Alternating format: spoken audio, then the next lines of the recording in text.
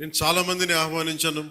చాలామంది గతంలో పిఠాపురంలో మన ఎలక్షన్ సమయంలో జనసేన విజయాన్ని కృషి చేసిన చాలామంది సినిమా ప్రముఖుల్లో చాలామందిని ఆహ్వానించి మొదటి రోజుగా హైపర్ ఆది గారిని,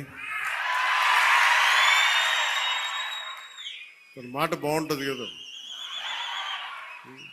అందరూ కామెడీ హ్యూమర్ అనుకుంటారు, మాట చాలా విట్టు ఉంటుంది. అలాంటి హైపర్ ఆది గారు ఇక్కడ విచ్చేసినందుకు మనస్ఫూర్తిగా వారికి నా హృదయపూర్వక నమస్కారాలు, ధన్యవాదాలు. అలాగే సాగర్ జనసేన ఇన్ఛార్జ్, కరీంనగర్ ఇన్ఛార్జ్, ప్రత్యేకించి వారందరినీ మనకి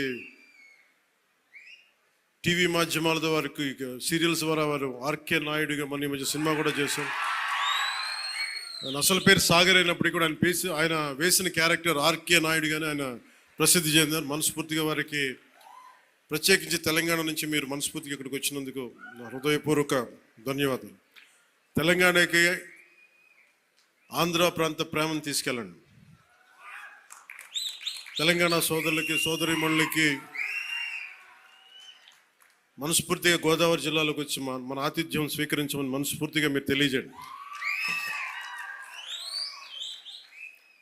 ఏదైనా కూలగొట్టేయడం, చెడగొట్టేయడం చాలా తేలిక.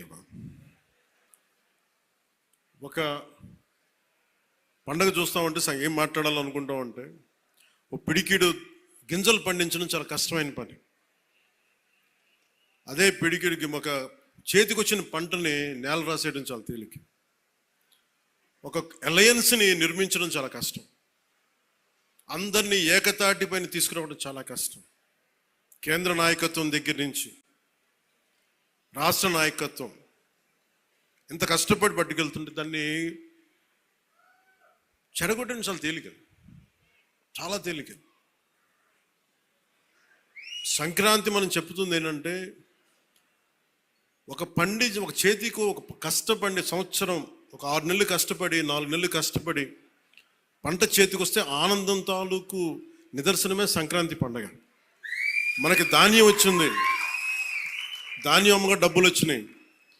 ఈ రోజున మన హరిదాసులు కానీ, ఇంతమంది జానపద కళాకారులకు కానీ మనం ఎందుకు ఇస్తాము ఇవన్నీ అంటే, మా దగ్గర అబండెన్స్ ఉంది, మాకు ఒక 10 బస్తాలు పంట ఉంటే మేము 2 బస్తాలు పంచుతామని చెప్పడానికి.